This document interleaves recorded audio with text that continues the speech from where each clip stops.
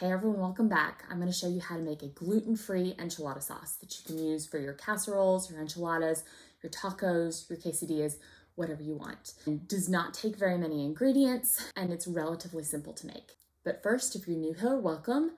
My name is Melissa. This channel is dedicated to gluten-free, celiac-safe cooking and baking tips and recipes. Follow along for more. Let me know in the comments any tips or recipes that I should try.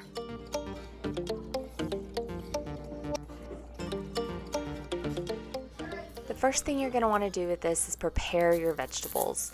Now, the main two ingredients vegetable-wise is going to be your onion and your jalapeno. And I would say about a medium-sized onion and one jalapeno with or without the seeds, depending on how much spiciness you want.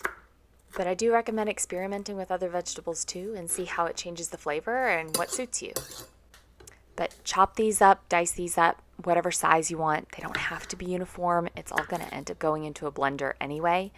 I then take out the jalapeno seeds and the rind that's in the inside. I don't really like spicy too much. I'm more of a mild girl myself. Once I get my veggies ready, then I'm going to go ahead and preheat a saucepan on medium heat and go ahead and get my spices handy so that they're ready to use when I need them. The other ingredients you're going to need for this recipe are olive oil, some minced garlic, either like this or whole cloves you've chopped up, and then chili powder, cumin, and oregano. And you're going to want to make sure your seasonings are gluten-free if that's a priority for you. And then you're going to do some brown sugar and some salt. And then you're going to want to get a can of tomato soup. Progresso is gluten-free. Or if you want, you can try tomato sauce. And then some chicken stock. And I'm going to go ahead and prep my chicken stock while I'm sauteing my veggies. So you're going to use about a tablespoon of olive oil in the bottom of your pan that's been preheated. And then you're going to go ahead and put your veggies in. And this is actually the part that takes the longest in terms of prep.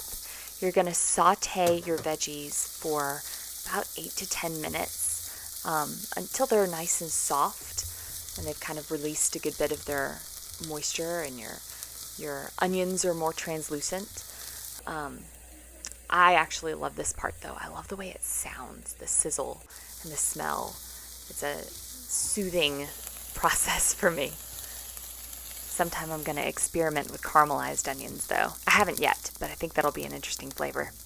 Once your onions and your jalapeno are ready, you're going to go ahead and add your garlic. You're going to go for like 2 to 3 cloves worth. I did, some heaping spoonfuls. And then a half a teaspoon of oregano, 2 teaspoons of ground cumin, and 2 tablespoons of chili powder. And then you're going to add half a teaspoon of salt. I like mixing it up a little bit beforehand because I don't want the garlic to start to burn at the bottom of the pan. You can add your brown sugar in here as well. I add it a little bit later. Sometimes it's a flexible recipe. But you're going to stir this for about 30 seconds to a minute until you start to really smell the garlic and the flavors kind of come together in a nice aroma. And then you're going to add in your tomato soup. And 1 cup of chicken stock or vegetable stock, whichever you want to go with. I use chicken stock at this point that I had been preparing when I was doing my sauteing of the vegetables earlier. So it's all ready to go. If you haven't added your brown sugar, go ahead and add it here. And then go ahead and stir this in till it's nice and well mixed. And then you're going to stir and bring it to a simmer.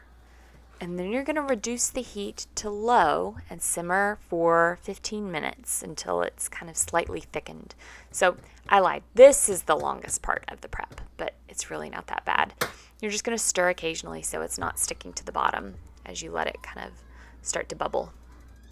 You can hear the chaos of my kids in the background watching TV or yelling or screaming or laughing. And it's always chaos at my house, so welcome to that.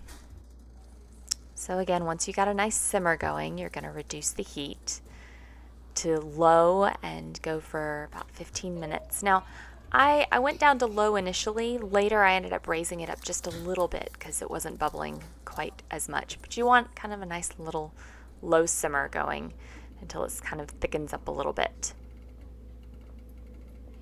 It really doesn't take too long though. Once it gets to looking a little bit more like this, then it's ready. You're going to get a blender and you're going to pour all of this straight into the blender. Just don't burn yourself with the splatter.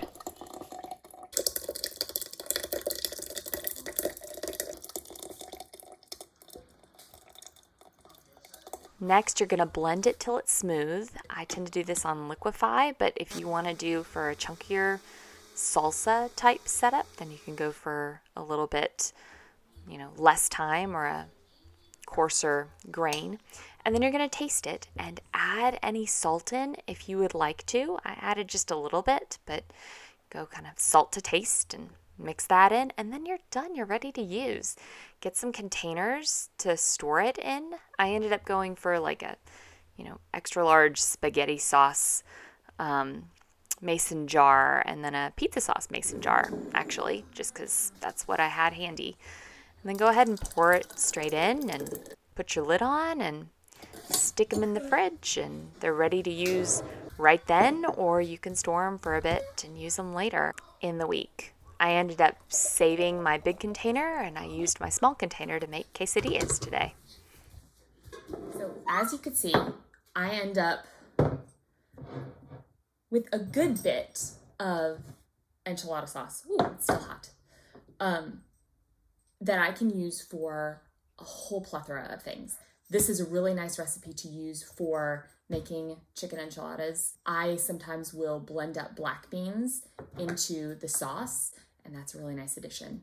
I just didn't have any black beans today, but that is something that I will add next time. It's tasty, it's delicious. If spice is not really your thing, I would ease off a little on the chili powder and make sure not to include any of the jalapeno seeds. If you really like spiciness, maybe include more jalapeno, whatever works for you.